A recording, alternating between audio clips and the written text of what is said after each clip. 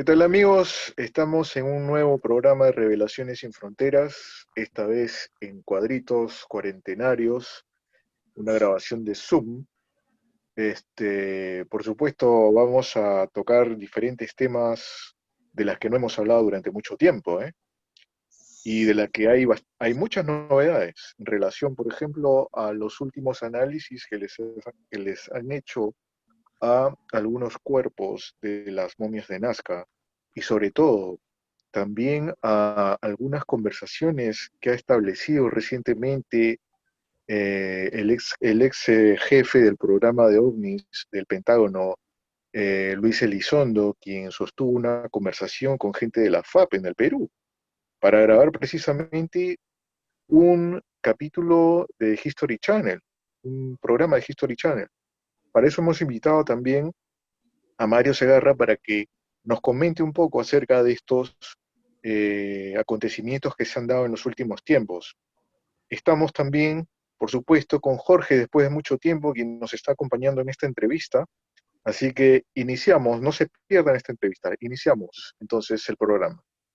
Empecemos entonces, Mario, con el tema de los recientes análisis que se les han hecho a las momias de Nazca, porque lo último que se ha hecho es algo que es básicamente un tema de sentido común. Había que buscar la manera de comprobar de qué están hechas o de qué material son esos supuestos, esas formas ovoides que hay en la panza de la momia Josefina. Sí, ¿Qué sí, sí, hizo sí. la UNICAL?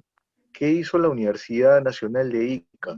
Una cosa muy simple y muy sencilla. Introdujo una aguja hipodérmica sobre la panza de este cuerpo y logró Ujú. perforar uno de los huevos. Así es, Esto definitivamente descarta todas esas teorías de que esto era una roca o de que esto eran piedras o de que eran así es, simplemente metal o cualquier tontería de las que se estuvieron hablando durante mucho tiempo. Estamos así es. hablando básicamente de una forma ovoide, ¿no? Que es, digamos, real. El experimento de la única de la Universidad de Ica justamente fue perforar la parte, digamos, biológica del tejido del huevo, ¿no? Del huevo en formación. Y efectivamente, al parecer, era permeable. Se ha obtenido una muestra que definitivamente esa es una muestra nueva de ADN. Definitivamente, si esto es un embrión, tiene que hacerse un mapa genético de este embrión y definitivamente va a salir totalmente diferente al ADN que ya se estudió del cuerpo femenino de este ser.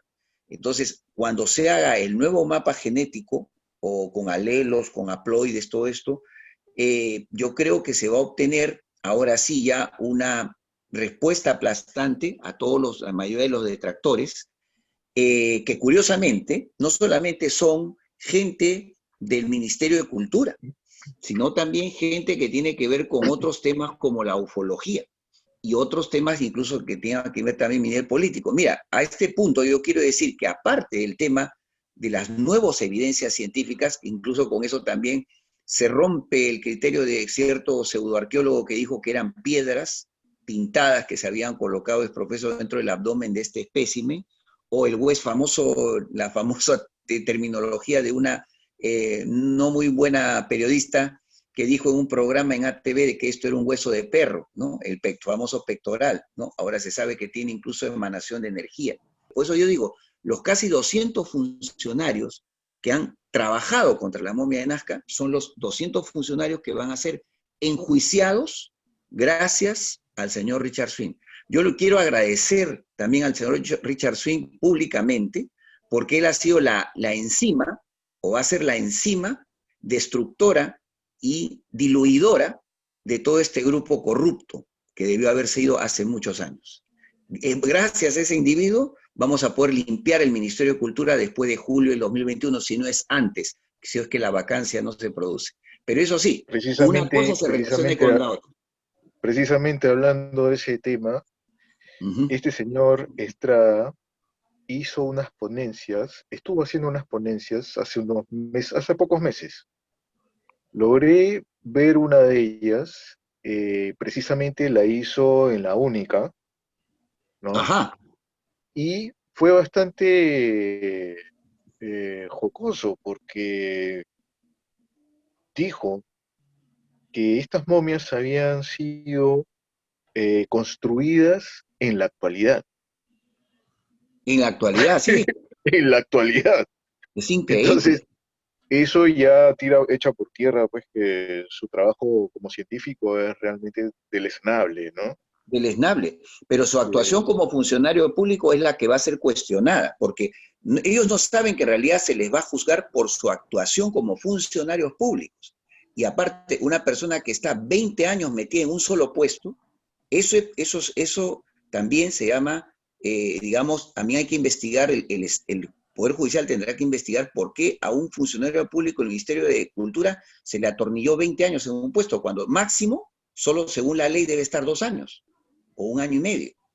Es muy extraño. Hay cosas que hay que investigar y limpiar en el Ministerio de la Incultura y la Cutrería, como yo lo he rebautizado. Y por esto he recibido ataques incluso de gente de la pseudoufología termocéfala, ¿no? Que ha hecho perder 12 años de trabajo. Porque es curioso, estos pseudufólogos también defienden a los funcionarios del Ministerio de Cultura, a todos los que han tenido que ver con el tema de Richard Swing y el tema de la momia de Nazca, que son los mismos. Han tenido también que defender a los militares, están defendiendo al general Esquerre, que por supuestamente dice, está bien, y incluso en otros sites dicen que Elizondo ya no debe ser Elizondo, sino San Elizondo, que hay que santificarlo por la labor que está haciendo. Con las revelaciones que vamos a hacer hoy día, vamos a traer por tierra esos argumentos, mi estimado Renzo. sí, ya hablaremos, Estas al momias, rato vamos a hablar un poco más sobre el rol de Elizondo y la Sí, participación pero de las definitivamente fuerzas. hay un miedo de estos funcionarios públicos del Ministerio de la Incultura y la Cutrería por los resultados que va a sacar la única. Yo creo que no vaya a ser que aprovechando esta crisis política vayan a estar preparando de repente una incursión nocturna ilegal, de las cuales ya estamos acostumbrados a ver a este tipo de personas, ¿no? A Estuvieron a meterse, punto de hacerlo.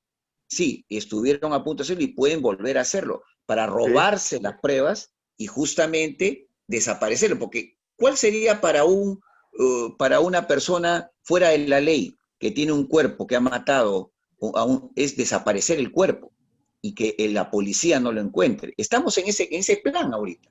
Ellos lo que quieren es desaparecer los cuerpos para que la evidencia desaparezca y saben que esta evidencia va a cambiar la historia de la biología peruana, de la arqueología peruana, de la momiología peruana, y todos esos funcionarios van a ser condenados por haberse omitido su función. Ellos tenían la obligación por ley, ojo, por ley de su mismo ministerio, hacer una investigación neutral y profunda. No lo hicieron. Ellos prefirieron judicializar el tema. Entonces, eso también les va a llevar a que sean destituidos por haber hecho omisión de función, que es uno de los claves que hay que denunciar a estos funcionarios. Omisión de función, duplicidad de funciones. Hay funcionarios de otros ministerios, incluso del Ministerio de Justicia y de la Fuerza Aérea, que se han metido a actuar como funcionarios del Ministerio de Cultura. Eso se llama duplicidad de funciones. Eso también tiene un castigo y una sanción administrativa. Eso tiene, mira, todas las cosas tienen que ser investigadas, por eso yo quiero que caiga Vizcarra, para que todos esos funcionarios se vayan a su casa, pero a su vez al día siguiente reciban su notificación judicial y que sean llamados a la justicia para que expliquen por qué hicieron lo que hicieron. Es su destino final, Renzo. Es inexorable. Ya va más allá de que yo sea Mario Segarra y tú seas Renzo Sánchez. Ellos ya se marcaron su propio camino. Y eso lo debemos agradecer a todas las energías del universo. este caso de las momias de Nazca, no sé si te debes acordar, Mario, Sí, es Jorge, ¿cómo parecido, estás? ¿qué tal? Es parecido al de, ¿te acuerdas de las piedras de Ica? Cuando en los años Es lo 60, mismo. es parecido, ¿no? Con los años 60 Sí, aparecen estas muestras con el doctor Cabrera que recibe, ¿no? Las primeras muestras de un, bueno, de un campesino, creo, de la zona, campesino, Basilio que le Chuya. ajá, que le enseña estas piedras. Él la manda, porque yo leí el libro este del propio Cabrera, él El cuenta, libro dice que la negro, manda, sí. ajá, que la manda a analizar a la Facultad de Geología de la UNI, De ¿no? la UNI. Sí, lo llevó porque tenía un contacto, un amigo, ¿no? Que trabajaba ahí y le da los resultados y pues sí, pues estas piedras tenían pues, millones de años, ¿no? Estos Sí, dibujos. No era, sí, y era sí, unas pruebas oficiales, obviamente. Pero después así vinieron es. a desprestigiarlas, ¿no? De que eran No, fue falsificadas, aparecieron parecido. otros vaqueros. Ajá, algo me hace parecer lo que está pasando ahorita, ¿no? Al menos por Mira, ese lado. el análisis fue hecho en el año 75, o sea, ya después de la actuación del INC. En ese tiempo, el ministerio, o el hoy ministerio llamado, mal llamado Ministerio de la Cultura, yo que le digo Ministerio de la Incultura y la Cutrería, que ese es su mejor título que puede tener, en ese tiempo era INC, Instituto Nacional de Cultura, y lo dirigía Marta Hildebrand, que después se volvió fujimorista, en ese tiempo era trotskista, o sea, política de izquierda trotskista. Velasco la nombró directora del INC. Es en la dirección de esta señora en que se trama, o sea, igual, o sea, se le manda una carta, el doctor Cabrera mandó una carta al INC de Lima, desde el INC, primero al INC de Ica y luego al INC de Lima, donde les pedía que se formara una comisión del INC para ir a su museo o a su oficina y analizar las Claro. piedras, o tomar una muestra de piedras y llevarlas y hacerlas un análisis neutral. No, no se hizo absoluto, ya lo analicé el caso, y esto incluso lo he coordinado con la familia de Basilio Uchuya. No, no se hizo así. Lo que hizo el INC fue coordinar desde Lima una acción judicial contra el campesino. O sea, no podían arrestar al doctor Cabrera porque el doctor Cabrera era un hombre de sociedad, de la más alta No, sociedad sí, iqueña. muy conocido Sus en Ica, sí. ascendientes eran fundadores españoles de la ciudad de Ica. O sea, era gente de muy alto nivel. Era doctor de San Marcos, o sea, era un médico cirujano. O sea, era una persona muy prestigiosa, muy leída, con muchos títulos, y era imposible, o sea, tocar a ese personaje. Pero tocaron a Basilio Uchuya, que fue el que le proporcionó las piedras. Entonces, ¿qué hacen? En Ica, el INC de Ica emite, o sea, coordina con la comisaría de Ica con la región policial, en ese tiempo la Guardia Civil Ica, para emitir una orden de arresto contra Basilio Uchuya. Creo que se le arresta un fin de semana, un viernes por la noche, y se le tiene hasta el día lunes preso en un calabozo. No se le dio asistencia legal en ningún momento. Teniendo en cuenta que el señor era campesino, era iletrado, analfabeto, no sabía leer ni escribir, se le tuvo incomunicado, sin alimentos y sin asistencia legal. Luego del cuarto día se le presenta un documento que él no supo leer y donde le decían simplemente que tenía que poner su huella digital porque si no, él tenía que aceptar, para evitar la pena máxima de 18 a 20 años de guaquerismo, que en ese tiempo creo que era así, 20, 21 años de guaquerismo, que podía ser hasta 30, según el juez. Para evitar esa pena tenía que él poner su huella. En el documento decía que él había fabricado las piedras por sugerencia del doctor Cabrera. Es decir, ese documento con el que supuestamente el Instituto Nacional de Cultura en esos años declaró como falsas oficialmente las piedras, está en base a una arbitrariedad policial judicial. Yo le he dicho a la familia Uchuya que cuando obtengamos las pruebas completas de toda esta arbitrariedad, la familia puede tranquilamente reabrir el caso y pedir una indemnización al Estado peruano por haber difamado y calumniado al señor Uchuya. El señor Uchuya decía la verdad, porque cuando en el 2002 viene Juan José Benítez a filmar la primera parte de su documental La huella de los dioses de Planeta Encantado, es llevado por Basilio Uchuya y sus familiares, o por los familiares de Basilio Uchuya, que ya había fallecido, a una cantera donde encuentran delante de Juan José Benítez las verdaderas piedras en una cantera debajo de la tierra, o sea, después de casi 40 minutos de cavar. O sea, con lo cual se demostraba que la cantera original era verdadera y no era una falsedad como se mostró después. Si no, explico también una cosa. En esos años del 73 hasta el 80, vinieron gente de países como la Unión Soviética, China comunista, Alemania Oriental, Japón, y otros países, incluso Estados Unidos, donde se hicieron documentales de este tema en la Piedra Ica que duraban hasta 2 o 3 horas.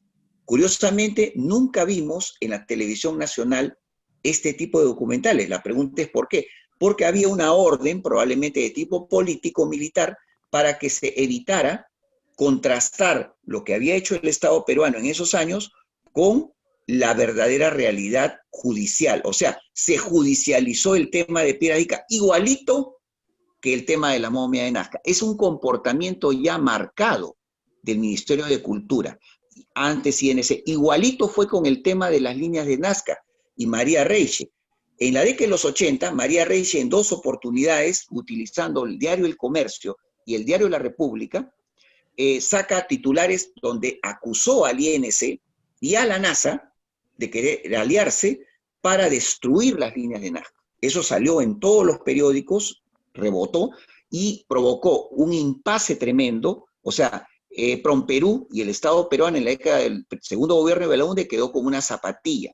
Y debido a eso, el Estado peruano emprendió una venganza personal contra María Reiche. Se le quitó bonificaciones, se le quitó respaldo, se le quitó dinero que venía del Estado, y Promperú comenzó a hacerle la vida imposible a María Reiche. Cuando hacían muestras de Nazca en Europa, presentaban a otras personas como las verdaderamente las originales y no a María Reiche.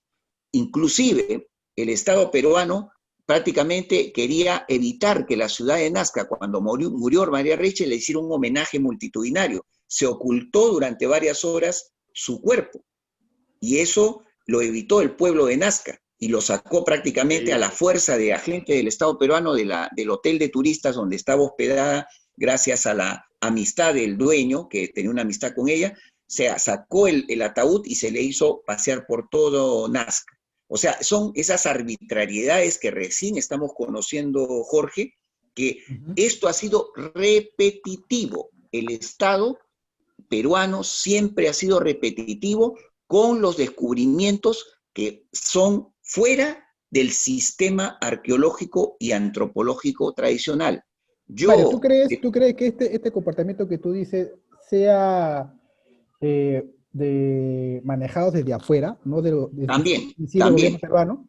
También, porque cuando la señora Reiche denuncia al INC y a la NASA, es porque, acuérdate que se metió entre palos en una etapa de su trabajo una astrónoma llamada Fides Pitluga, que trabajaba para la NASA, pero fue echada prácticamente a patadas por la hermana menor de María Reiche, Renata, porque parece que estaba haciendo cosas muy extrañas. Ahí es donde se ve la tendencia del Estado peruano, aparece a dejar que entidades extranjeras vengan a interferir en investigaciones sobre cosas antropológicas. Hablan de Caral, por ejemplo, hablamos de Caral. ¿Por qué la señora, la que descubrió Caral, tiene un fastidio por el tema extraterrestre? Hay rumores bien definidos que yo he escuchado, que dicen que el descubrimiento que hizo de Caral no es solamente por la ciudadela, sino porque aparentemente se descubrió una serie de cuerpos de más de 2 metros de altura, hasta quizás 3 metros, que ello fue avisado el gobierno americano, y que National Geographic tomó posesión de estos cuerpos con la condición de darle a esta señora toda una promoción del tema de Caral. Esos son rumores que se han escuchado, pero es raro, claro, Mario, no porque, puedo fundamentarlos. Porque no hay, hasta ahora que yo sepa oficialmente, no hay restos humanos en Caral, ¿no? No hay, curiosamente. ¿no? Eso es muy raro, ¿no? Pero dicen que el origen de todo el tema del interés de National Geographic por Caral fue por el descubrimiento casual de 2 gigantes, hecho que también está en la historia de Julio Cetello. Hay una monografía que salió una vez en el Dominical del Comercio, como tú sabes, en la década del 60, 70, hasta los 80, creo que tuvo una revista que salía solo los domingos, el Dominical, una revista muy cultural, muy científica. Incluso ahí salían las reuniones del IPRI peruano en la estafeta final, y sacó una vez un artículo sobre cosas extrañas que se habían descubierto en la arqueología, antropología peruana, y había una referencia a una monografía de un discípulo de Julio Cetello, que la había escrito en 1960, donde dice que en el 50, Tello y sus colaboradores descubrieron en la necrópolis de Paracas 2 cuerpos de gigantes y un cuerpo, o mejor dicho, un sarcófago de madera, ya no era un fardo funerario, sino un sarcófago de madera, que cuando abrieron este sarcófago de madera había un cadáver, pero ornamentado con símbolos prácticamente egipcios. Estaba incluso con los brazos cruzados, con bastones, como es la forma como se entierra a un dignatario egipcio, y los tocados eran muy similares. Se tomaron fotografías, dice que se filmó, y que todo este material se mandó al museo, que no es el Museo de Antropología, sino el otro museo, el que está en la Avenida Bolívar, el Museo Larco. Ahí se mandó este material. Luego dicen que todo el material, todos estos objetos o cuerpos y ornamentos desaparecieron de una semana a otra. Pero en la monografía se hacía referencia a este descubrimiento. Entonces, me parece que también en los famosos arqueólogos y antropólogos históricos de la historia del Perú, yo creo que también hay casos extraños de descubrimientos de cosas inusuales que no llegan a los oídos y a la vista del gran público peruano. Hay cosas que coinciden. Es típico, es muy típico. Algunas mantos, porque tú sabes que la cultura Paracas es famosa también por sus mantos, sus telares, ¿no? Así es. Y había unos dibujitos que recién como que coincide, donde salen pues, ciertos seres humanoides con 3 dedos. Con 3 dedos, sí, eso es habitual. Están en los petroglifos de Palpa, si tú vas a Palpa, que está ya antes de Ica, también están. Si tú vas a Ica, vas a Tacna, hay otros petroglifos en Tacna también, están los mismos seres. Si vas también a Chanchán, están también los mismos seres dibujados de 3 dedos. O sea, y no es solamente Perú, es toda Sudamérica y Norteamérica. Porque tú sabes que líneas de Nazca están también en el desierto de Atacama. Líneas de Nazca hay en el desierto de Nevada. Han descubierto líneas de Nazca en el desierto de Gobi, en el Medio Oriente, en la India, y también incluso la sonda Voyager también fotografió unas líneas extrañas en la región de Sidonia, y le dijeron líneas de Nazca marcianas. Eso es curioso, ¿no? Que también fueron discutidas como naturales. O sea, pero, como te digo, yo creo que esta cosa... incluso si tú vas a la zona de Laponia, que es una zona cercana entre la zona de la India y digamos, otras zonas, digamos, con relación a la Unión Soviética, a Rusia, los lapones son como una especie de campesinos que utilizan mucho los caballos y hacen unas viviendas tipo como los tipis de los apaches o indios norteamericanos. Curiosamente, en esos tipis lapones y en sus faldones hay dibujos que son igualitos que las líneas de Nazca, pero en Laponia. O sea, esto probablemente fue una cultura global, antiquísima, que seguramente las siguientes generaciones de pueblos recuerdan por los relatos y los dibujos la referencia a esos, digamos, seres dioses o seres proto-mitológicos que fueron los que hicieron estas líneas, ¿no? En todo el planeta. Mira, estaba acordando del libro de Cabrera, porque como te dije... Cabrera, sí. ¿no? Javier Cabrera, ¿no? Como te digo, él, el primer contacto, como tú dices, ¿no? Era un doctor famoso, tenía muchos contactos, tenía en la uni, hace el primer análisis de estas piedras y pues saca el resultado de que tenía como no sé cuántos millones de años, ¿no? Pero lo más interesante eran las figuras, ¿no? Las actividades humanas, supuestamente en ese tiempo, ellos los grababan esas piedras y encuentras pues actividades pues que ahora recién se podría entender, ¿no? Como inclusive hasta operaciones en el cerebro, trasplante de corazón. Claro. Y eso es justamente... En su época, obviamente, ¿no?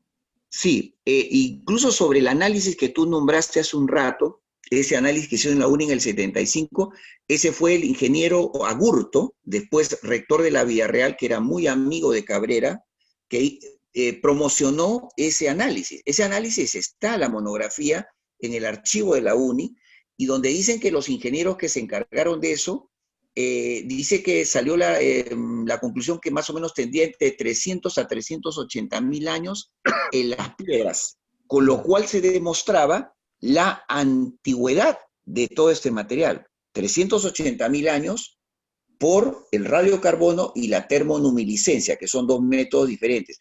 Ahora se podría hacer análisis mucho más detallados, mucho más técnicos, espectrográficos, atómicos, o sea, pero no hay la voluntad. O sea, en el Ministerio Nacional de Cultura nunca hubo una voluntad de analizar esto desde un punto de vista científico. Si te has dado cuenta, esto ha sido judicializado. O sea, ¿cuál ha sido la especialidad de los señores de la cultura? Antropólogos, arqueólogos, historiadores. Judicializar. O sea, tú descubres algo diferente al sistema arqueológico o antropológico, inmediatamente eres sujeto de judicialización. Le pasó a Cabrera, le pasó a la señora Reiche, aunque ella, digamos, la judicialización en el caso de ella, como era muy famosa, no la podían meter presa, pero le hicieron la vida imposible y probablemente aceleraron su estrés y su muerte, ¿no? Que lamentablemente ya pudo haber durado más, pero lamentablemente ella ya tenía su problema de salud. Y también han judicializado a todos los señores investigadores independientes del tema de las momias de Nazca. Ojo, también ha habido agresión física de personajes extraños a, por ejemplo, al doctor César Soriano en las calles de Ica. O sea, agresión física, agresiones y amenazas en Internet. Han usado a youtubers o a pseudo youtubers que se han presentado incluso en la comisión de fiscalización en ese tiempo liderada por el coronel Miyashiro, creo que congresista del partido fujimorista. No sé cómo uno de estos pseudo youtubers pudo haberse colado ahí. O sea, yo tenía incluso una amistad mía, hizo gestiones para que yo pudiera hablar con Miyashiro, pero según me dijo, Miyashiro ya no quería que le estuvieran atarantando con tantos datos, que él quería simplemente resumir todo, lo cual me parece pues no una actitud como todas las partes tienen que ser explicadas. Por eso yo creo que la reunión que hizo el congresista Armando Villanueva hace 2 años, creo, ¿no? Del tema de las momias de Nazca fue histórico, porque se evidenció una intención del Congreso de poner a un nivel alto de información cultural y científica el tema de las momias de Nazca. Ahí todos los peritos extranjeros y los señores de Incarri y los señores independientes que investigaron esto de una manera natural propia fue magnífica. Y ahí incluso hay una cosa, un lunar que tiene el Ministerio de Cultura. Acordémonos que estuvo un representante de los arqueólogos, de la Arqueología Nacional en el Perú, y el señor lo tenemos filmado, ahí está en todos los videos, solamente las 2 o 3 horas estaba mirando su WhatsApp sin atender los PowerPoint que estaban exhibiendo los especialistas extranjeros. Mario, volviendo al tema de María Reich. Sí. María Reich escribió diferentes artículos para revistas especializadas en Alemania. Así es. Y no sé si exista algún material de esos aquí en la ciudad como para traducirlos y saber sobre qué hablaba específicamente la señora María Reich. Porque sería muy interesante hacer esas traducciones. De repente tú tienes algún conocimiento sobre algún reportaje que se le haya hecho o algún estudio que divulgó a través de estas revistas, ¿no? Y que muy poco se ha divulgado en el país. Sí, mira, normalmente siempre este tipo de informaciones siempre son, digamos, son materia corriente en países de primer mundo, pero en países como el nuestro ese material permanece censurado. Exacto, ahí está, tú dijiste la verdadera palabra, censurado. Yo creo que cuando pasó el tema de Ica, de la Espira de Ica, yo creo que se saltaron varias alarmas en esa época, Renzo. Y eso que era, ojo, un gobierno militar de corte socialista, que era el de Velasco Alvarado. Pero parece que en la parte política no interesa si tú eres de izquierda, de derecha, de centro, o tibio de derecha o tibio de izquierda. No, acá parece que la censura abarca todos los partidos políticos. Parece porque cuando yo he estado orientando mi querencia, mi querer, que me ayude la parte política, Yo he visto que no interesa que seas de izquierda, de derecha, de centro. Yo veo una falta de interés. Y esa falta de interés parece que puede estar influida por organismos del Estado y organismos de corte internacional. O sea, la NASA, la CIA, el FBI, el Departamento de Estado Claro. norteamericano, la Agencia Espacial Europea. O sea, pueden estar influyendo, y de hecho influyen, sobre la vida cotidiana, cultural, económica, militar de todo esto. Porque yo creo que cuando se descubrió la piedra de Nazca, perdón, la piedra de Ica, en el año 72, 73, yo creo que se saltaron las alarmas en la NASA. Cuando se descubrió el tema de la momia de Nazca, hubo gente que dijo, vio gente de la NASA en Nazca, en Ica, en Arequipa, hurgando no sé por qué, ¿no? O sea, siempre esta gente viene en secreto. El tema de Elizondo, igual. ¿Cómo pudo haber una reunión secreta entre Elizondo y el comandante de la Fuerza Aérea? Eso lo vamos a analizar después, ya poco a poco, como vaya desarrollándose el programa. Justo, Pero siempre hay una influencia. justo, Yo sé que hay. Yo sé que existe esa influencia. Pero la bueno, tenemos que esa despertar. influencia esa influencia históricamente ya se sabe de dónde viene. O Exacto. sea, Exacto.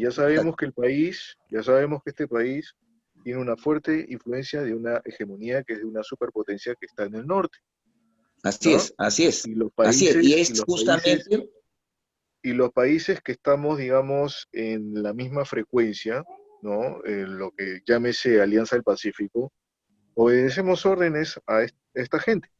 Eso ya se sabe. exactamente. Por eso Entonces, es que cuando, cualquier situación que se dé en términos de política, socioeconómico, qué sé yo, como lo que estamos viendo actualmente, así ¿no? es. Y esa censura viene precisamente desde arriba, son órdenes de arriba. Exacto, son órdenes de arriba. Porque mira, Y, ¿quiénes son los que más han influido? ¿Cuál ha sido el medio de comunicación que más ha influido para esta censura? Curiosamente, en las piedras de Ica, en las líneas de Nazca y en el tema de las momias de tridáctilas de Nazca, en el tema OVNI, de los documentos militares, y en el tema del dióxido de cloro, ¿quién ha sido el actor principal de censura? Corporación El Comercio, Sociedad Autónoma Cerrada.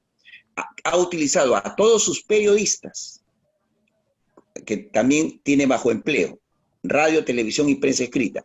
Han utilizado a todos sus científicos de la parte cultural, muchos de ellos con acusaciones de nepotismo y de corrupción administrativa en su paso por el CONCITEC de otros organismos. O sea, los toman como referencia, sin embargo no ven su pasado corrupto, ¿no? Defienden a rabiar a los 6 exministros, porque acá hay una parte política. O sea, el comercio es parte interesada en el tema, porque ellos sostienen una política cultural que definitivamente es influida por Estados Unidos, ya que la mayoría de los capitales actuales que tiene el comercio son capitales en un 75% de mineras y petroleras norteamericanas, británicas y canadienses con su porcentaje chileno, ¿no?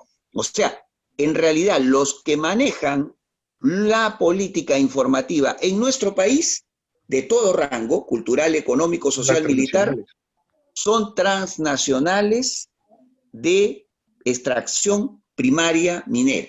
Es decir, gente plutócratas que lo único que les interesa es sacar todo del Perú y llevarse todo el capital, el 99% afuera, y solo dejarnos el 0.1%, ¿no? Por eso complotaron contra Evo Morales, porque Evo Morales lo que hizo fue decir, nosotros el Estado vamos a ganar el 87% y ustedes solamente van a ganar el 13%, con lo cual en 3 años recuperan su inversión. Por eso lo hicieron el golpe de Estado de Evo Morales. Eso es lo que no quieren acá Perú. Es que en realidad todo influye, todo influye. O sea, la parte económica de gente, de capitales que no son peruanos, influye para que estemos desinformados, desencantados y prácticamente ignorantes en los temas. Así es.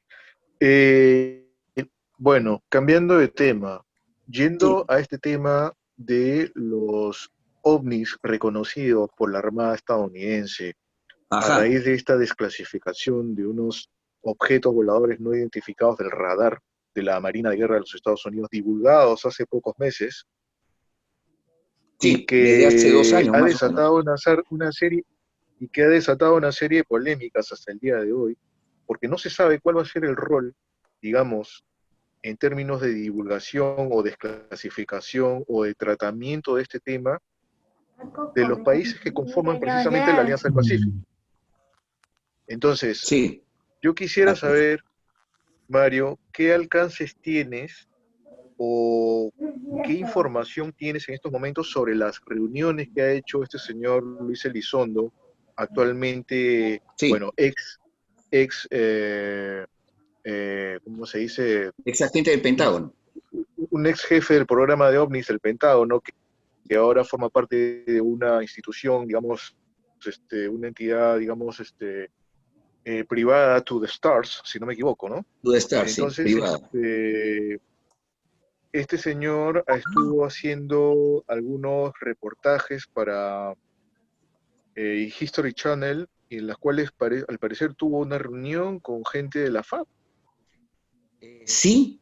¿Qué alcance nos puedes dar en relación a esto? Sí, y esto, gracias a Dios, lo pude publicar hace un mes en el diario Extra. Bueno, creo que vamos a pasar de repente parte del reportaje que, ojo, Extra, vuelvo a agradecer a la persona de Russell Reyes, su director, porque ha sido el único periódico que nuevamente ha hecho honor a su, digamos, independencia periodística contra la censura de los demás medios de comunicación encabezados por el diario El Comercio, que no han querido, por supuesto, tratar. Sin embargo, ellos han tratado en página grande, de página entera, este tema de Elizondo. Pero cuando yo me comuniqué con ellos hace 2 años para mostrarles los documentos militares, por supuesto se han negado en redondo porque continúa la política de censura contra mi persona. Esto se ha ordenado probablemente por estos capitales, como te digo, extranjeros, ¿no? En el caso de Elizondo, como le digo, primero tenemos que ponernos en una orientación, una panorámica general. Cuando aparece Elizondo, tenemos que tener en cuenta que él no es ufólogo, no es un investigador ovni per se, o sea, por sí, de carrera. Él, como carrera, como biografía, es un ex agente del Pentágono. Es una persona que ha estado incluso en operaciones de tipo secreto y especial. Acá incluso ha habido peruanos civiles y militares que han dicho que él tiene todo el derecho de venir y reunirse cuando quiera, con quien quiera, con gente del gobierno peruano, porque él luchó contra el terrorismo y el narcotráfico en la década de los 90. Ojo, cuidado, ese es un detalle que aquí hay que investigarlo, que yo pediría a algún periodista independiente peruano que haga esa investigación, esa profundización de eso que han afirmado esos peruanos que justamente trajeron a Elizondo, porque los que trajeron a Elizondo son gente de la DIFA, de la misma oficina OVNI de la FAB, o sea, 2 civiles trajeron a Elizondo y son los que promovieron la reunión de él con el comandante general de la FAB y, ojo, una reunión ante 200 oficiales peruanos en actividad, incluyendo, creo, de 2 países sudamericanos, brasileños y creo que ecuatorianos, que estaban dentro de esa reunión en la Comandancia General de la FAB. Volviendo entonces a esto, el grupo de Elizondo, que tú dices exactamente, To the Stars, es un grupo privado, pero si tú analizas de dónde viene cada uno de esos miembros, tampoco son ufólogos. La mayoría son ex agentes de la CIA, ex agentes de inteligencia militar, asesores de seguridad nacional en retiro, pero asesores al fin y al cabo, diseñadores, antiguos diseñadores que trabajaron para Scanworks, que es una división de McDonnell Douglas, ¿no? O sea, de proyectos secretos aéreos de aeronaves experimentales. O sea, son gente que tiene que ver más con la parte debajo de la superficie de la actividad OVNI. O sea, son gente que son de inteligencia, también, y militar y política. Entonces, de por sí, no es un grupo de científicos o de investigadores OVNI que pueden hablar con libertad, con toda democracia. No, ellos mismos se dicen en su... Nosotros podemos hablar hasta aquí nomás y más allá ya no puedo hablar porque estoy bajo la Ley de Defensa y Seguridad Nacional de mi país. ¿No es cierto? Así hablan. Mira todos los videos que han hecho. Claro, por el otro lado, ese es un grupo dirigido por Tom DeLonge, que es un músico, ¿no? Que ha puesto su plata para eso también. Él ha juntado a un grupo de personas interesadas en la divulgación del fenómeno OVNI, y una de ellas es Luis Elizondo. Exacto. Y lo que están realizando es hacer como recopilaciones de informaciones, ¿no? De todo lo que les llega a las manos, ¿no? Exacto. Ahora, en cierto modo es un rol interesante lo que está haciendo ToDStars, porque Hasta de alguna cierto punto. manera está aproximado a la ciencia, de alguna manera está aproximando la ciencia con las artes. Eso es muy importante y digno de rescatar. Lo que me gustaría saber es Precisar. qué cosa, o sea, cuál va a ser el rol de la FAP en estos momentos, luego de la desclasificación que hiciera la Marina estadounidense. ¿Cuál va a ser el Exacto. tratamiento de las fuerzas militares en relación al fenómeno OVNI en Perú? Exacto. Vamos a ir más a Exacto. tierra. Ya. Voy más a Exacto. tierra. O sea, Ya, ¿cuál va a vamos a ser el tierra. tratamiento? ¿Que van a volver cada vez que aparezca una nave en los cielos? Los militares nacionales van a decir, esto es un cometa, esto es una cometa, esto es un Exacto. papalote, esto es un Un pájaro. papalote.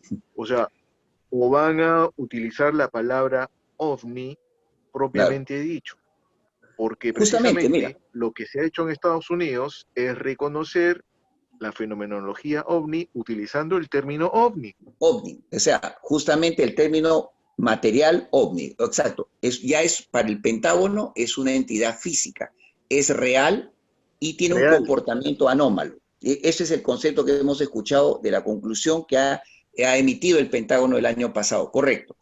O perdón, este año, en febrero o marzo de este año, en plena pandemia, correcto. Ahora bien, vamos a lo que es la visita de Elizondo a Perú. Pero previamente, ante eso, permítame recordar a tu público, recordar un poco los programas anteriores. El que habla hizo una invocación constitucional bajo la Ley de Transparencia Informativa de Acceso a la Información, Ley 27.806, entre el 2012 y 2013. Todas durante el gobierno de Ollanta Humala. Todos los procesos funcionaron, porque estuvimos bien aconsejados por abogados constitucionalistas. Llegamos al final, o sea, nos respondió el premier Jiménez, nos respondió el presidente Ollanta, nos respondió el presidente del Congreso y nos respondió por lo menos 2 comandantes generales del área del Ejército y de la Fuerza Aérea. Obtuvimos por primera vez respuestas afirmativas, en el sentido de que autorizaban, autoridades políticas del país autorizaban por primera vez hacer el trámite, o sea, dar luz verde al trámite constitucional para acceder a esa documentación. O sea, eso crea un precedente, quiero por eso a los ignorantes que siempre han dicho esos termocéfalos que dicen que nuestros papeles no valen nada, quiero hablarles constitucionalmente. Esos papeles crearon un precedente legal constitucional de que por primera vez el tema OVNI ya se discutió en un tema de Consejo de Ministros. Y se dijo, váyase al Ministerio de Defensa, que en ese tiempo lo presidía Cateriano, Pedro Cateriano, y de ese trámite inmediatamente a las fuerzas correspondientes para que le respondan al ciudadano Segarra. ¿Qué pasó? Me respondió la Fuerza Aérea en septiembre de 2013, ojo, tomar en cuenta eso, ese documento, diciendo, hemos buscado durante meses esos más de 100 documentos que usted nos ha invocado y no hemos encontrado un solo documento. O sea, en la Fuerza Aérea en septiembre de 2013 decía tener 0 documentos, 0 archivos, 0 file, 0 fotografías. Ojo, respuesta oficial de un comandante general de la FAP. Igualmente, un comandante general del Ejército nos dijo en octubre que no había nada en el Servicio de Inteligencia del Ejército. Luego, Ollanta nos responde en el 10 de octubre del 2013 diciendo, no puedo abrir los archivos porque estos están bajo la Ley de Defensa y Seguridad Nacional como secretos y reservados. Alto ahí. ¿Qué pasaba? Los militares me decían que no había nada, pero Ollanta me decía que había algo, pero no podía dármelos. Qué extraño. Y luego, ¿qué pasa? En 10 de diciembre de 2013 ocurre la primera ignominia constitucional y legal contra el ciudadano Mario Segarra y contra los 33 millones de peruanos. La FAP le enseña en secreto, en otra reunión ilegal y secreta, a un mexicano, Díaz Vargas, 20 documentos ovnis, de los cuales ya tenemos las fotografías y las evidencias de las tapas de esos documentos, de más de 100 o 150 hojas cada uno. O sea, en una palabra, la Fuerza Aérea, el Estado peruano, mintió al ciudadano Mario Segarra sobre la existencia de esos documentos. Más aún, tenemos un video de un periodista de Canal 5 de febrero del 2013, del mismo año, pero en los principios de año, donde él hace un informe de 7 minutos sobre la FAP y los ovnis y le enseñan 3 expedientes ovnis. Entonces, quiere decir, si había expedientes en febrero para un periodista de Canal 5 y había, o sea, el 10 de diciembre para un mexicano enseñarle 20 copias de documentos ovnis, ¿por qué en septiembre a un peruano civil, ciudadano, se le dijo que no había nada? O sea, se incumplió, se hizo una ilegalidad constitucional. Cuando yo voy en 2014, en febrero, al comercio a denunciar esto públicamente, ¿qué pasó? ¿Qué sucedió? El comercio se niega en redondo a permitirse hacer un artículo sobre esta denuncia y de paso me censura automáticamente el acceso a cualquier radio, televisión y prensa escrita. Solamente lo único que nos ayudó fue el Diario Extra y las redes sociales. Eso se llama censura dirigida, que está vigente hasta ahora. ¿Y qué sucede en diciembre del 2019? En una reunión típicamente clandestina, ilegal, ¿qué sucede? Acuérdense, el señor Luis Elizondo, ex agente del Pentágono, presidente del AATIP de To The Stars, ¿no? Ese se reúne en secreto con el general Esquerre, el famoso general del aire, invocado por la señora esta periodista, ¿cómo se llama? Leiva, ¿no? Que también dijo que el pectoral del ser era un hueso de perro, ¿no? Tristemente frase que hay que recordar para la historia ignominiosa de la incultura peruana, ¿no? El general Esquerre le dice, y ahí tenemos el video que lo pueden ver en YouTube, ¿ya? Dice, nosotros podremos gustosamente colaborar con usted, señor Elizondo, en el tema que le interesa y le preocupa, porque la Fuerza Aérea, ojo, oído a la música, como decía el Beco, tiene muchos casos ovnis, de encuentros de ovnis con militares de la FAP, y nosotros podemos compartirlo. Aparte de eso, ojo, oído a la música, nuestro amigo John Bustamante ha encontrado una revista de la Fuerza Aérea Peruana oficial, del SEMAN, Servicio de Inteligencia del Ejército, donde uno de los miembros de la DIFA, en el 2006, dice lo siguiente: la FAP no tiene un caso, no tiene 2 casos, tiene cientos de casos.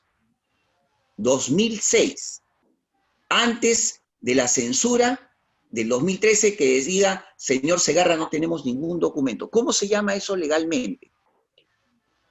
Encubrimiento administrativo, mentira de un funcionario administrativo, y acá hay una cosa grave. ¿Cómo el general Esquerre, siendo un alto funcionario militar público, el número 1 de la FAP, puede darse la libertad, y que eso quiero preguntarle a ustedes como buenos periodistas que son, permitirse prometer a un gringo, darle información a cambio de qué? Y otra cosa, esa reunión, yo creo que hay que preguntar, ¿el ministro de Defensa entonces supo de esa reunión? Número 1. Número 2, el premier de ese entonces, el señor Ceballos, que ya ahora está en la OEA, ¿supo de esa reunión? Debería haber sabido. Y otra pregunta más arriba, el señor Vizcarra, tan cuestionado ahora, ¿estuvo enterado de esa reunión? ¿Sí o no? Acá está en juego la seguridad, defensa nacional y la dignidad nacional de nosotros como nación. ¿O somos un satélite de los norteamericanos? Porque hay gente que ha dicho en Argentina y Perú, gracias San Elizondo. Dios mío, ¿en qué país estamos? ¿En qué países estamos?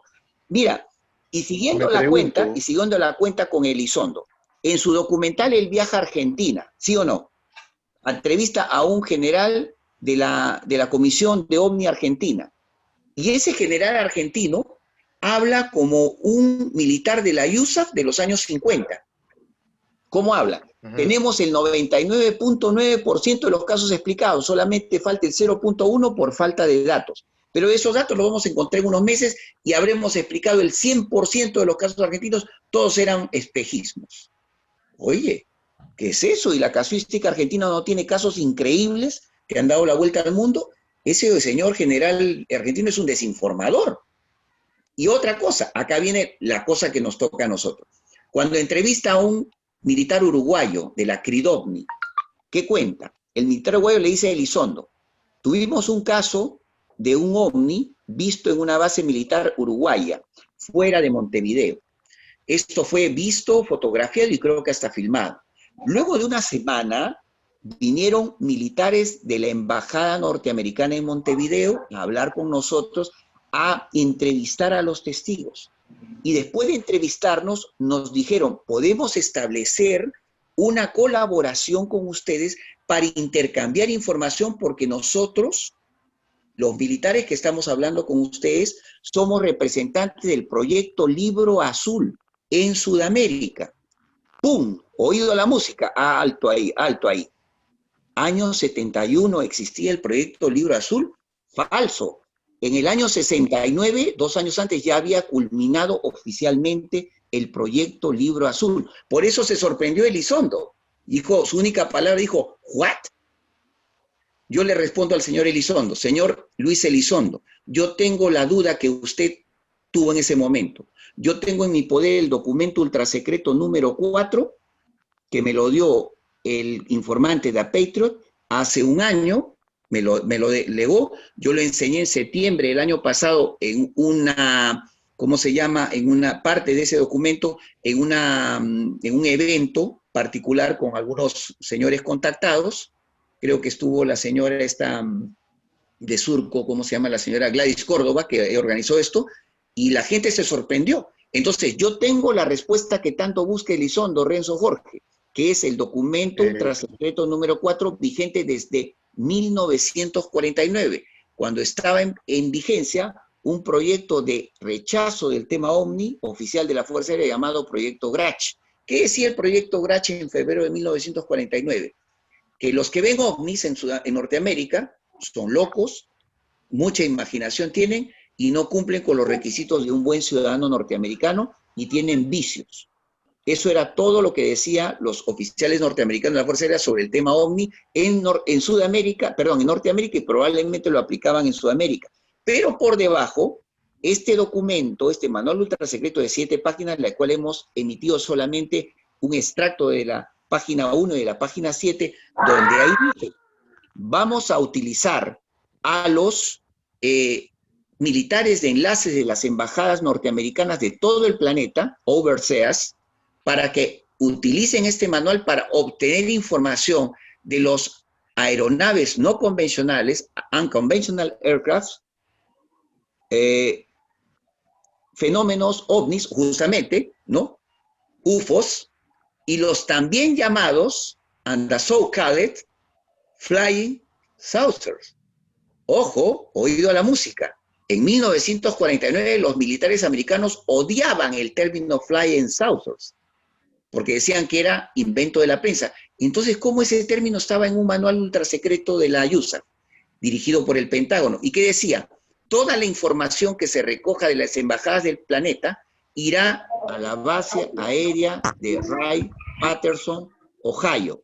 ¿Qué había en la base aérea de Wright-Patterson, Ohio? El hangar número 4, donde estaba, dice, alojado los restos del ovni de Roswell y los restos orgánicos de los ocupantes de Roswell. Y en la página 7, ¿qué decía? Acá viene lo bueno. Tomar moldes de yeso de las huellas del tren de aterrizaje del Flying Saucer en caso que descienda en la Tierra. Luego que se tomen las moldes de yeso, compáreselo con un catálogo que tiene, de huellas que tiene la Fuerza Aérea Norteamericana. ¿Qué tal descubrimiento hemos hecho? O sea que la USAF tenía un catálogo secreto de molde de huellas de ovnis. Y eso no lo dicen en público.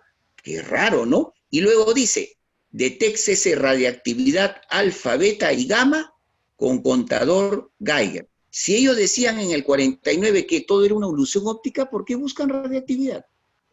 Y luego, ahí viene la tapa. Buscar evidencia de materiales del OVNI, o sea, los hoy llamados metamateriales, o restos orgánicos de los ocupantes. listo, ya los agarramos con el pantalón abajo a la Fuerza Aérea Norteamericana. Ese es el actual proyecto Libro Azul que nunca dejó de estar en vigencia. El proyecto Libro Azul terminó el 6-9, pero el documento ultrasecreto número 4 sigue vigente hasta el momento que ustedes y yo estamos conversando en este programa. Y yo le he ofrecido al señor Elizondo que si quiere la respuesta, la pregunta que le hizo el militar uruguayo, yo la tengo. Tengo el manual de 7 páginas y se lo ofrezco con la condición de que me prometa entrevistarme en un programa de History y salga toda la documentación y salga mis créditos. Pero yo tengo la información. Para que vean ustedes, eso es trabajo independiente. Por eso es que nos odian tanto los termocéfalos de la pseudo-ufología militarista peruana, que lo único que hacen es defender a los militares, defender a los civiles que defienden a los militares, defender a los funcionarios públicos corruptos, defender a los funcionarios públicos encubridores, y verdaderamente han retardado la ufología peruana. 12 años nos han hecho perder el tiempo haciendo farandulería ufológica. Para que tú dejes a un extranjero entrar a una zona de seguridad militar, tú tienes que tener la autorización de la más alto nivel.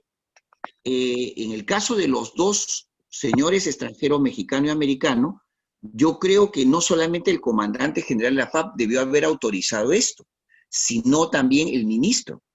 Pero cuando un ministro de Defensa autoriza que un extranjero entre, yo creo que esto también debe haberse puesto a oídos del premier, de los premiers de entonces, y esto debe haber sido, yo creo, discutido en un consejo de ministros para ver la viabilidad o no de discutir. Y yo creo que esto llega a la presidencia. Pero te digo, tanto el mexicano como el norteamericano han entrado en zonas de reserva militar.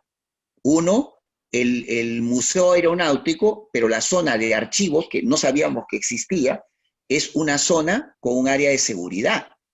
Y, según dicen, bueno, la explicación de ellos es que, primero dijeron, pero el señor es un amigo, ahí está, ya lo encontré. El señor no tiene por qué quejarse nadie en Perú de eso porque el señor era un invitado especial.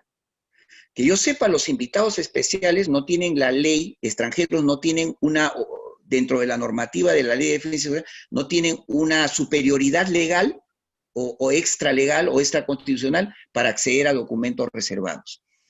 El señor Elizondo él mismo se autonombró como un ciudadano del mundo que venía a pedir ayuda a los militares peruanos. Pero yo digo, si yo voy a la Sedena, a la Secretaría de Defensa Nacional de México, y digo que yo soy simpático, bonachón, y que quiero que el mariscal de las Fuerzas Aéreas Mexicanas, por favor, entrégueme con la... Elizondo dijo, requiero su información. O sea, no ha dicho, les pido por favor, requiero la información. O sea, requerir es, dénmela. Un ciudadano extranjero no puede entrar a una zona militar y exigir información, porque está sujeto bajo las leyes constitucionales de Perú. El señor es un simple turista, salvo, y acá viene mi duda, Renzo, Jorge, que de repente haya entrado a tallar la embajada norteamericana para mover todo el asunto, con lo cual se han saltado varios cánones legales y constitucionales. Vuelvo a decir, yo estoy muy enojado de la actuación de esta institución militar llamada la DIFA y la DINAE y de la Fuerza Aérea, porque para la actuación que ha hecho la Fuerza Aérea y la DINAE y la DIFA contra mi persona, la Fuerza Aérea en general considera que Mario Segarra no existe como ciudadano. La Fuerza Aérea Peruana, que me desmiento oficialmente, que Mario Segarra no tiene derechos de acceso a los documentos Omnipro a pesar de pagar mis impuestos y vivir en el Perú durante 60 años de vida cronológica. Que Mario Segarra de repente no tiene derecho a existir. O sea, soy un fantasma social, soy una anomia social para la Fuerza Aérea Peruana. O sea, y aparte acá ha habido abuso de autoridad, arbitrariedad administrativa, ocultamiento de información, tergiversación. O sea, acá han roto como 7, 8 leyes del funcionario público, de su misma ley de defensa y seguridad nacional y de su misma ley de extranjería, porque esto también tendría que enterarse y comprometerse la Cancillería. En el caso del mexicano, que dicen que se llevó efectivamente copias de 20 documentos ovnis, y yo lo amenacé con denunciarlo ante la Cancillería si mostraba esa documentación, porque esto ya era prácticamente como una cuestión de espionaje. Y la Cancillería podría darme la razón en eso. Pero curiosamente esto no ha llegado todavía a ese nivel. Y yo espero que a partir de lo de Elizondo y el señor Díaz Vargas, ahora sí, la Cancillería, que va a ser informada por medio de estas ONGs de prensa, espero que la Cancillería por lo menos emita una opinión. Eso es importante.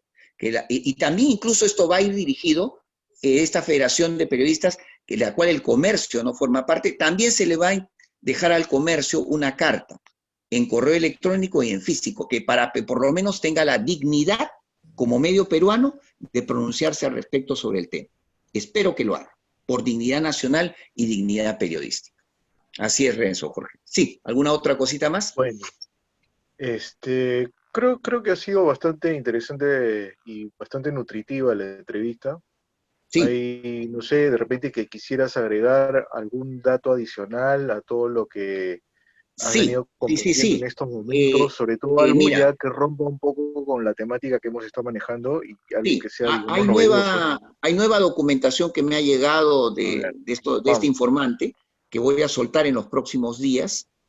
También incluso tengo la novedad de que John Bustamante también ha tenido acceso a una información en los archivos de las antiguas asociaciones civiles norteamericanas de investigación OVNI que estuvieron en Perú en la década de los 50, 60, 70 y 80, sobre actuación en distintos países, no solo en el Perú, de elementos del ejército con elementos de la Fuerza Aérea y elementos de la CIA. Igual esto ha pasado en Argentina, igual esto ha pasado en Uruguay, igual esto ha pasado en Brasil y en otros países, Ecuador, Paraguay, México. Entonces, él incluso ha encontrado algo sobre los metamateriales, casos de ovnis que han sido encontrados estrellados en Canadá, que creo que es uno de los casos, y un caso de posible hibridación extraterrestre entre extraterrestres y un pueblo indígena en Pichari, en Cusco, que es un tema interesantísimo, que incluso hay retratos robot de los supuestos híbridos de estos seres. O sea, es un tema que está desarrollándose y creo que su programa de ustedes, Revelación Sin Fronteras, debería, como te digo, ojalá pueda tomar nota de estos hechos nuevos que están sucediendo. Pero te digo, en el caso nuestro, como van a tomar en sus manos legales ya nuestro trabajo, por fin esta mochila carga pesada que la he tenido desde el 2012, ya la voy a poder compartir con otras organizaciones civiles, y gracias a Dios ellos me han dicho que ya a partir de cierto momento ya no me preocupe, que ellos se van a encargar de llevar justicia legal y constitucional, no solamente a mi persona, sino a ti, a Jorge, a Fernando y a todos los 30 millones de peruanos, para que por fin estos documentos, que es nuestro objetivo final, vayan a la Biblioteca Nacional y se cree un nuevo paradigma cultural científico del tema OVNI en el Perú, para que a partir de ahí la Biblioteca Nacional acoja esta información que se tiene como en España, como en Francia, como en Inglaterra, y a ese acervo histórico ya esté en manos de los civiles, para que así podamos abrir mesas de debate, mesas de discusión científica, involucrar a los protagonistas de esos documentos, si viven todavía, para requerirlos a la actualidad. Es decir, actualizar toda esa información al 2020. Yo creo que se van a saber muchas cosas, por lo menos de involucramiento de científicos muy famosos de esas épocas, en el tema OVNI, con el cual ellos siempre negaron públicamente. Ese es un dato que por lo menos sí va a ser muy, muy estremecedor. Bueno. Ya, vale, una cosita. Esto de lo que estoy escuchando de los metamateriales, ya hay un antecedente, y creo que en Roswell, uno de los primeros casos de metamateriales, que comentó. Un poco inmensa, ¿no? Con ese metal que supuestamente uno lo podía arrugar, ¿no? Y volver a su sitio. Y volver a su sitio normal, ¿no? Es un metal inteligente. Bueno, John Bustamante ha encontrado un caso que incluso tiene 3 fotos del caso de un ovni estrellado en Canadá en el año 68. Y igual, en el informe, porque hay un informe general, hay un informe científico, o sea, un informe de análisis mineralógico y metalúrgico, y donde dice que tiene estas mismas características. Se arrugaba, se combaba, se doblaba y todo otra vez volvía a su nivel original. Justamente, este es lo que siempre los americanos del Pentágono han buscado toda la vida. Claro. Yo quiero decir una cosa más, una revelación final que quería decir. A raíz de todo esto, hemos recibido la información que hubo hasta 4 casos de platillos voladores estrellados en Perú. 73 en San Mateo de Huanchor, más allá de Chosica, en Perú, en el 75 en Lurín, en el 77 en Ventanilla y en el año 97 en Chachapoyas. Y estos metamateriales fueron compartidos con la gente de los ejércitos del Perú y de la Fuerza Aérea con gente de Estados Unidos y de la ex Unión Soviética. Pero la tercera parte de este material de las naves y restos orgánicos están depositados en los pisos, en los subniveles 12 y 13 de los subterráneos de la base aérea La Joya de Arequipa, con lo cual daríamos a entender que la nueva Área 51 Chola o Incaica de Sudamérica es la base aérea La Joya. Yo invito al presidente Vizcarra, si todavía tiene fuerza política, que vaya con su gabinete un fin de semana, con toda la prensa nacional e internacional, y visite los subniveles 12 y 13, para que muestre a todo el mundo, a todo el Perú, los metamateriales de esos casos estrellados. Esa es la última información que tenemos. Ese ya es un tema interesante, amplio para otro programa, pues, ¿no? Para otro programa. Sí. Pero muchas gracias a ustedes siempre por su amplio... Se nos cumplió el tiempo. Agradecemos tu presencia, Mario, como siempre. Por supuesto, Jorge, que hace tiempo que no tenemos un contacto con él. Ya estaremos más seguidos, ¿no? Y además el día de hoy es su cumpleaños, así que... ¡Feliz cumpleaños! Gracias. Especial que lo estamos haciendo también para él, conmemorando siempre su cumpleaños, ¿no? Y es muy significativo. Muy significativo. Feliz cumpleaños, Jorge. Entonces, y te dedico este programa y bueno, como te digo, va a haber muchas novedades en los días y semanas que van a venir. Estamos arrasando en toda Sudamérica, a pesar de los termocéfalos, siempre estamos adelante, 10 pasos adelante de esta gente que ya no vamos a hacer 12 años más perdidos en la ufología peruana, vamos a ir adelante y vamos a llegar a la verdad. Bien, será hasta el próximo programa. No se olviden de sintonizarnos y hasta la próxima. Gracias. Muchas gracias. Gracias, Rezo. Gracias, Fernando. Felicidades y buena suerte.